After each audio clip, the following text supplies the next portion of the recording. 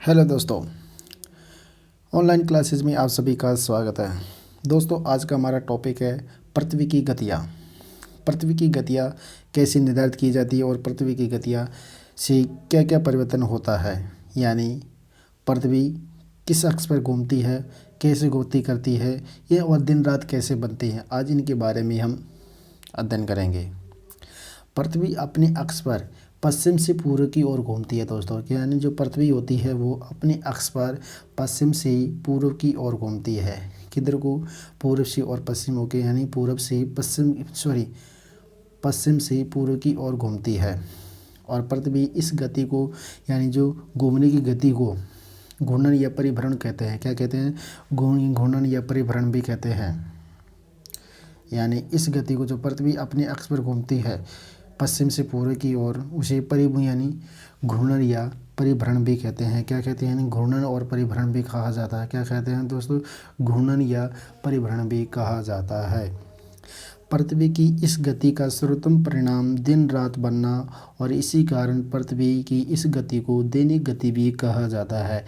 पृथ्वी की इस गति का सर्वोत्तम परिणाम क्या होता है दोस्तों? दिन रात का बनना, दिन व रात का बनना। इसी कारण इसे पृथ्वी की दैनिक गति भी कहा जाता है। क्या कहते हैं दोस्तों? इसे दैनिक गति भी कहा जाता है। यानी दैनिक गति किसे कहते हैं?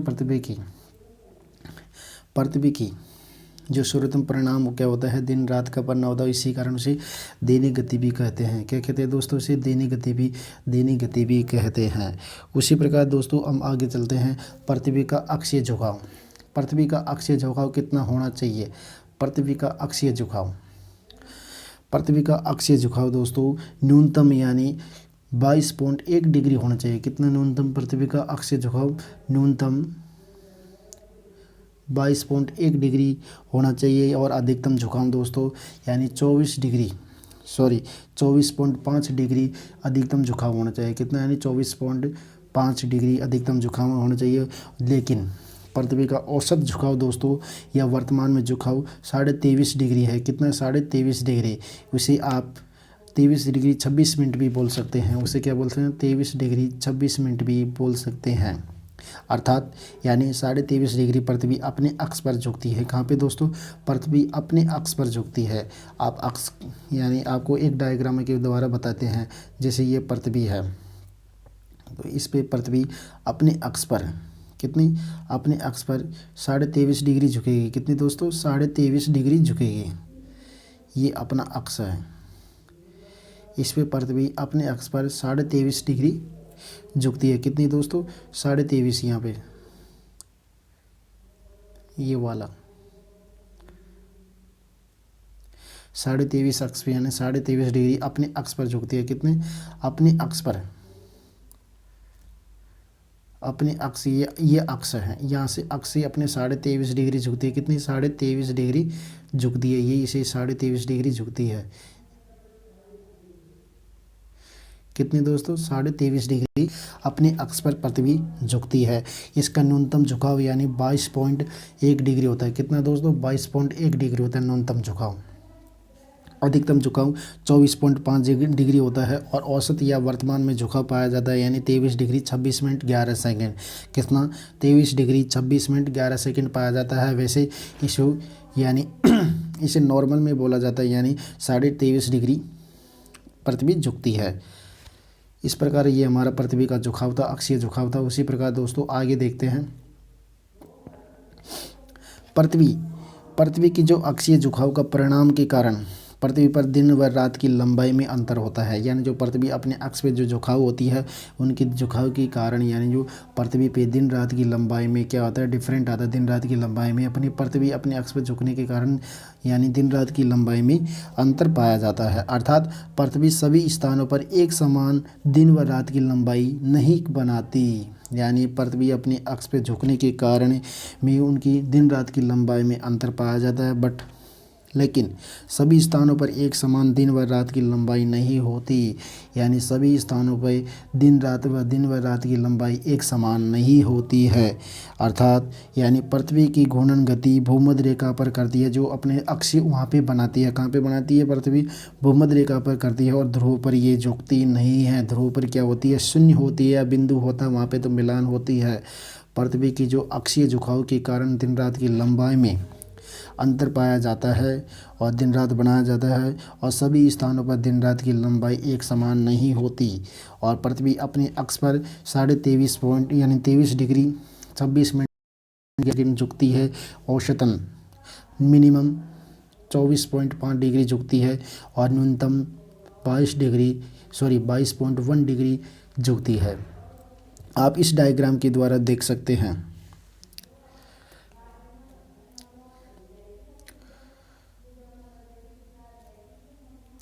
उसी प्रकार दोस्तों हमारा अगला आता है यानी नक्षत्र दिवस। नक्षत्र दिवस क्या होता है? नक्षत्र दिवस के बारे में अध्ययन करते हैं। नक्षत्र दिवस दोस्तों वो होता है यानी क्या, जो किसी एक नक्षत्र को स्थिर मानकर, यानी कोई नक्षत्र है उसको एक स्थिर मानकर पृथ्वी पर स्थित कोई समय या स्थान पर घूर्णन यानी जो घूर्णन होता है पुण्य नक्षत्र के सामने वापस आ जाता है, तो उसे नक्षत्र अवधि में लगने वाले समय को नक्षत्र दिवस कहा जाता है। यानी नक्षत्र दिवस किसी एक स्थान को फिक्स करके पृथ्वी के सामने में स्थिति व कोई स्थान जो पृथ्वी के घूमने के बाद उसी स्थान जो स्थान फिक्स करा था पृथ्वी के सामने आ जाता है, और उस समय घूमने में जो समय लगा है उस अवधि को नक्षत्र दिवस कहा जाता है। नक्षत्र दिवस यानी दोस्तों 23 घंटे 56 मिनट 48 सेकंड का होता है, जो हमारे NCERT के द्वारा किया जाता है। किसके द्वारा? NCERT के द्वारा 23 घंटे। यानी नक्षत्र दिवस में कितना समय लगता है, यानी एक अवधि बनाने में 23 घंटे 56 मिनट 18 सेकंड NCERT, जबकि खगोलीय अवधि या खगोलीय आंकड़े यानी 23 घंटे 56 मिनट 4 सेकंड के हैं। 23 घंटे 56 मिनट 4 सेकंड के होते हैं खगोलीय आंकड़े। कितने दोस्तों खगोलीय आंकड़े कितने हैं? यानी 23 घंटे 56 मिनट 4 सेकंड, और NCERT के अनुसार 23 घंटे 56 मिनट 48 सेकंड पाए जाते हैं। उसी प्रकार दोस्तों सौर दिवस क्या होता है? सौर दिवस के दोस्तों आगे बढ़ते हैं। सौर दिवस,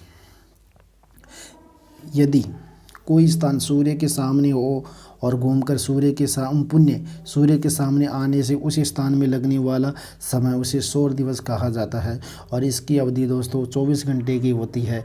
जबकि नक्षत्र दिवस की जो हमारी NCERT के अनुसार 23 घंटे 56 मिनट 48 सेकंड है, जबकि खगोलीय 23 घंटे 56 मिनट 4 सेकंड पाई जाती है। और सौर दिवस में एक स्थान से दूसरे स्थान पर देखिए, यानी एक स्थान सूर्य के सामने से घूमकर पुनः वही स्थान पे आने वाले स्थान को लगने वाला समय सौर दिवस कहलाता है। उसकी अवधि 24 घंटे की होती है। कितनी दोस्तों? सौर दिवस की अवधि दोस्तों 24 घंटे की होती है। कितनी? यानी 24 घंटे की होती है। और सौर दिवस व नक्षत्र दिवस को यानी सौर दिवस और नक्षत्र दिवस में डिफरेंट या अंतर 3 मिनट 12 सेकंड का होता है। कितना दोस्तों? 3 मिनट 12 सेकंड का होता है लगभग खगोलीय के अनुसार, यानी 4 मिनट का अंतर पाया जाता है। कितना? 4 मिनट का पाया जाता है। ये सौर दिवस पूरे का होता है वो यानी 23 घंटे 56 मिनट 48 सेकंड का डिफरेंट पाया जाती है 4 सेकंड का। इसमें 3 मिनट 12 सेकंड दोनों में खगोलीय और नक्षत्र दिवस और सौर दिवस में अंतर, यानी 3 मिनट 12 सेकंड का, और खगोलीय के अनुसार लगभग 4 मिनट का अंतर पाया जाता है। कितना? यानी 4 मिनट का अंतर पाया जाता है। कितना पाया जाता है? लगभग यानी 4 मिनट का अंतर पाया जाता है। खगोलीय अंतर 4 मिनट का पाया जाता है। कितना दोस्तों? खगोलीय अंतर 4 मिनट का पाया जाता है। कितना? 4 मिनट का पाया जाता है। नक्षत्र वर्ष क्या है? हमने नक्षत्र दिवस के बारे में पढ़ी, और उसके बाद आता है नक्षत्र वर्ष क्या है। नक्षत्र वर्ष की अवधि दोस्तों यानी 365 दिन की होती है, या 365 दिन या 6 घंटे 9 मिनट और 9 सेकंड की अवधि होती है। नक्षत्र वर्ष यानी नक्षत्र वर्ष क्या होता है? नक्षत्र वर्ष की अवधि दोस्तों 365 होती है। 365 1/4 होता है, यानी 365 1/4 दिन होता है। ये नक्षत्र वर्ष होता है। क्या होता है? नक्षत्र वर्ष होता है। अर्थात 365 दिन 6 घंटे 9 मिनट 9 सेकंड की अवधि होती है। नक्षत्र वर्ष में अतिरिक्त यानी 6 घंटे 9 मिनट 9 सेकंड की डिफरेंट पाया जाता है। कितना पाया जाता है? 6 घंटे 9 मिनट 9 सेकंड के डिफरेंट पाया जाता है। यानी कितना पाया जाता है? यानी नक्षत्र वर्ष की अवधि यानी 365 दिन अपॉन 1/4 या 365 दिन 6 घंटे 9 मिनट 9 सेकंड की अवधि का पाया जाता है। तो लीप वर्ष बनाने के लिए 6 घंटे 9 मिनट 9 सेकंड 6 घंटे 9 मिनट 9 सेकंड की अवधि में प्रत्येक 4 वर्ष में एक लीप वर्ष का निर्माण होता है। क्या है? लीप वर्ष का निर्माण किसके द्वारा होता है दोस्तों? यानी नक्षत्र वर्ष के द्वारा लीप वर्ष का निर्माण होता है। किसके द्वारा दोस्तों? ये किसके द्वारा? नक्षत्र वर्ष के द्वारा लीप वर्ष का निर्माण होता है। किसके द्वारा?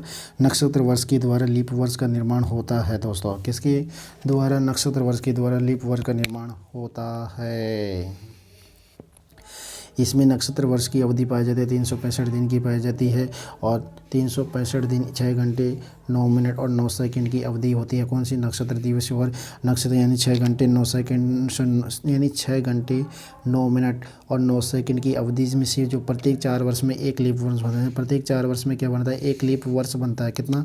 एक लीप वर्ष बनता है। और लीप वर्ष में यानी कभी 28 फरवरी आती है, कभी लीप वर्ष में 29 फरवरी की होती है। कितनी? 29 दिन की फरवरी होती है। कितने दिन की दोस्तों? 29 फरवरी के दिन की होती है। यानी एक अतिरिक्त दिन बनता है, उसे अधिमास कहा जाता है, अतिरिक्त दिन भी कहा जाता है। सौर दिवस नक्षत्र दिवस में यानी सौर दिवस और नक्षत्र दिवस में 3 मिनट 12 सेकंड का अंतर पाया जाता है। 3 मिनट 12 सेकंड का अंतर पाया जाता है और यह लगभग खगोलीय यानी के अनुसार 4 मिनट का पाया जाता है।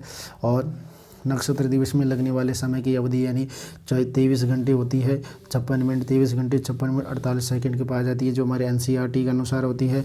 जबकि खगोलीय 23 घंटे 56 मिनट और 4 सेकंड की अवधि पाई जाती है। जबकि सौर दिवस में 24 घंटे की अवधि की प्राप्त होती है और दोनों के बीच में लगभग 4 मिनट का अंतर पाया जाता है। 3 मिनट 12 सेकंड का पाया जाता है। 3 मिनट या 12 सेकंड का पाया जाता है। कितना? 3 मिनट या 12 सेकंड का पाया जाता है। और हमारी पृथ्वी अक्ष पर जो झुकाव है वो भी यानी 23.5 डिग्री झुकती है। यानी 23 डिग्री 26 मिनट झुकती है। कितनी दोस्तों? 23 डिग्री 26 मिनट भी झुक जाती है।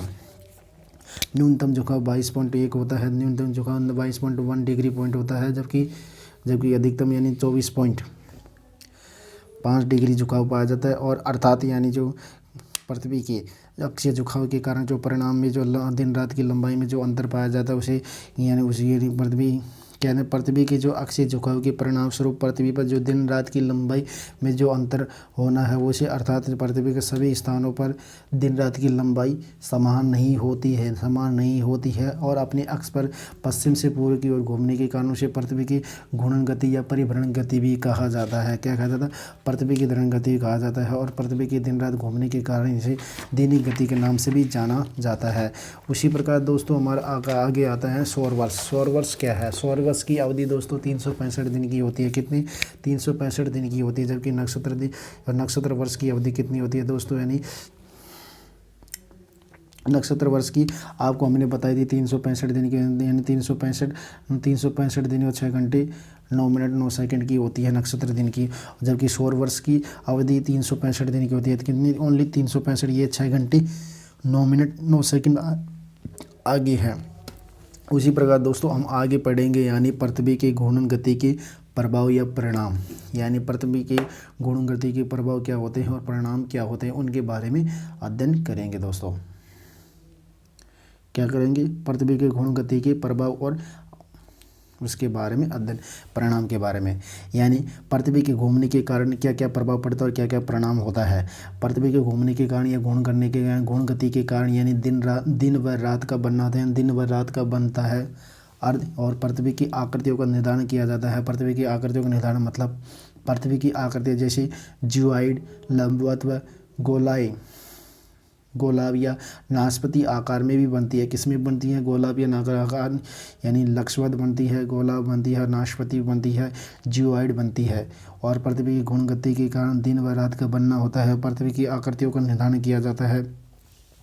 जियोइड आकृति बन जाती है, जियोइड आकृति बन जाती है, लक्षवत बनती है, गोलाइड बनती है, नाशपति बनती है और ऐसे इनकी आकार के समान होती है। अर्थात पृथ्वी भूमध्य रेखा की जो भूमध्य रेखा है उस पर उभरी हुई होती है, ध्रुव पे क्या होती है? चपटी होती है। पृथ्वी यानी जो हमारी जो पृथ्वी होती है भूमध्य रेखा पर भूमध्य रेखा पर क्या होती है? भूमध्य रेखा पर उभरी हुई होती है और ध्रुव पर चपटी होती है। और पृथ्वी की घूर्णन गति के कारण पृथ्वी की जो आकृति होती है उनका निर्धारण किया जाता है और दिन रात का भी निर्धारण किया जाता है। क्या किया जाता है? दिन रात का निर्धारण किया जाता है। और ध्रुव की अपेक्षा सर्वाधिक जो अपकेंद्रीय बल होता है वो भूमध्य रेखा पर होता है। किस पे दोस्तों? यानी ध्रुव पे जो अपकेंद्रीय बल कम होता है जबकि भूमध्य रेखा पर सर्वाधिक अधिक बल पाया जाता है।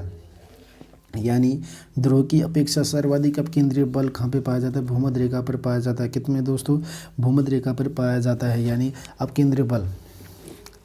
केंद्रीय बल भूमध्य रेखा पर सर्वाधिक पाया जाता है। कहाँ पे दोस्तों? भूमध्य रेखा अब केंद्रीय बल पे पाया जाता है। और प्रति दैनिक ज्वार की उत्पत्ति पृथ्वी के घूर्णन की गति के कारण उत्पन्न होती है। कितनी? यानी पृथ्वी के घूर्णन गति के कारण, यानी प्रत्येक दैनिक ज्वार गति होती है। कितनी? प्रत्येक दैनिक ज्वार गति भी पाई जाती है। पृथ्वी के दैनिक ज्वार की उत्पत्ति पृथ्वी के घूर्णन गति के कारण होती है। किसके? पृथ्वी के घूर्णन गति के कारण होती है। भूमध्य रेखीय महासागर धाराओं की उत्पत्ति जो भूमध्य रेखा यानी भूमध्य रेखीय महासागरीय धाराओं का जो महासागरीय धाराओं की उत्पत्ति भी यानी पृथ्वी के घूर्णन गति के कारण होती है। महासागरीय धाराओं की उत्पत्ति भूमध्य यानी पृथ्वी की घूर्णन गति के कारण होती है। और वायुदाब की पेटियों की उत्पत्ति भी पृथ्वी के घूर्णन गति के कारण ही होती है। पृथ्वी के घूर्णन गतियों के कारण होती है। पृथ्वी के आंतरिक भागों में विभिन्न घनत्व वाली परतें का निर्माण होता है। यानी जो पृथ्वी के जो आंतरिक भाग है उनमें विभिन्न घनत्व वाली परतों का निर्माण होता है। कि कौन कौन सी है? उसमें सियाल है, निफा है, सीमा है और निफे है। कौन कौन सी? सियाल है, सीमा है, निफे है। जो पृथ्वी के आंतरिक भागों में जो घनत्व होता है उनके कारण, यानी पृथ्वी की परतों का निर्माण होता है। वायुदाब की पेटियों का निर्माण पृथ्वी की घूर्णन गति के कारण होता है। और भूमध्य सागरीय धाराओं का निर्माण भी पृथ्वी की सागर धाराओं के कारण होती है। किसके कारण? पृथ्वी की सागर धाराओं के कारण होती है। किसके कारण दोस्तों? पृथ्वी की सागरीय धाराओं के कारण होती है। उसी प्रकार दोस्तों अब आता है हमारा अगला पॉइंट, यानी ट्यूबलाइट। ट्यूबलाइट क्या होता है? ट्यूबलाइट के बारे में अध्ययन करते हैं। क्या दोस्तों? ट्यूबलाइट क्या है? ट्यूबलाइट जो सूर्योदय से पहले और सूर्यास्त के बाद जो ललिमाएँ दिखाई देती है, जो हमें रोशनी या विकिरण या जो दृश्य दिखाई देता है, उसे सूर्योदय से पहले और सूर्यास्त से बाद, सूर्योदय से पहले या सूर्योदय के बाद जो हमें ललिमाएँ दिखाई देती है उसे ट्यूबलाइट कहा जाता है। ट्यूबलाइट क्या कहते हैं? उसे ट्यूबलाइट कहते हैं। जो हमें चमकीला आसमान दिखाई देता है उसे ट्यूबलाइट कहा जाता है। क्या कहा जाता है दोस्तों? ट्यूबलाइट कहा जाता है। ये पृथ्वी पर पृथ्वी पर 18 डिग्री पर दिखने वाला ट्यूबलाइट को खगोलीय ट्यूबलाइट कहलाता है। क्या कहते हैं? खगोलीय ट्यूबलाइट कहते हैं। जो 18 डिग्री पर दिखता है जो ट्यूबलाइट है उसको खगोलीय ट्यूबलाइट कहा जाता है। और 12 डिग्री पर दिखने वाले ट्यूबलाइट को यानी सागरीय ट्यूबलाइट कहते हैं। और जबकि 6 डिग्री पर दिखने वाले ट्यूबलाइट को 18 डिग्री पर दिखने वाले ट्यूबलाइट को यानी खगोलीय ट्यूबलाइट कहते हैं। क्या कहते हैं दोस्तों? खगोलीय ट्यूबलाइट कहते हैं। और 12 डिग्री पर दिखने वाले ट्यूबलाइट को सागरीय ट्यूबलाइट कहते हैं या नॉटिकल ट्यूबलाइट भी कहलाता है। और 6 डिग्री पर दिखने वाले ट्यूबलाइट को यानी नागरिक ट्यूबलाइट कहते हैं। क्या कहते हैं दोस्तों? नागरिक ट्यूबलाइट कहते हैं। नागरिक यानी 18 पे खगोलीय होती है, 12 डिग्री पे यानी कौन सा होता है? सागरीय न्यूटिकल होता है। और 6 डिग्री पर दिखने वाले ट्यूबलाइट को नागरिक सिविल ट्यूबलाइट कहा जाता है। क्या कहते हैं दोस्तों? नागरिक सिविल ट्यूबलाइट कहा जाता है। कितने डिग्री पे? ये 18 डिग्री पर दिखता है तो खगोलीय ट्यूबलाइट कहते हैं। 12 डिग्री पे दिखने वाले को सागरीय ट्यूबलाइट या नॉटिकल ट्यूबलाइट भी कहा जाता है। और 6 डिग्री पर दिखने वाले ट्यूबलाइट को नागरिक व सिविल ट्यूबलाइट भी कहते हैं। क्या कहते हैं? सिविल ट्यूबलाइट भी कहा जाता है। इस प्रकार दोस्तों हमारा आगे आता है परिक्रमण गति। क्या होती है? परिक्रमण गति क्या होती है? परिक्रमण गति के क्या प्रभाव पड़ते हैं उनके बारे में अध्ययन करते हैं। पृथ्वी की परिक्रमण गति के कारण क्या क्या प्रभाव पड़ते हैं उनके बारे में अब देखते हैं दोस्तों।